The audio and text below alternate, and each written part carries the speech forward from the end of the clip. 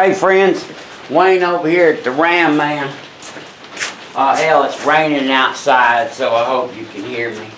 So anyway, today I wanted to talk about Hemi brake boosters. And Hemi brake boosters, they're different than other boosters. And I wished I had $5 for every dude that ever called me and said, I'm putting a crate Hemi in and I need one of them small boosters so it'll fit. Well, the Hemi booster ain't small. As a matter of fact, it was the biggest damn thing that there was at the time. Read that. Biggest booster there was at the time on cars. The tandem diaphragm Bendix booster is one of the most powerful boosters that there is. Still to this day, it'll keep up with anything.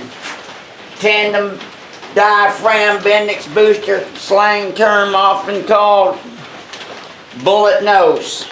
It's like a bullet to me. Dual diaphragm, introduced on the 1962 Imperial. They wanted to push an 1 1/8 inch drum master cylinder, so they wanted something powerful. Imperials always got the top of the line. That was often the test bed.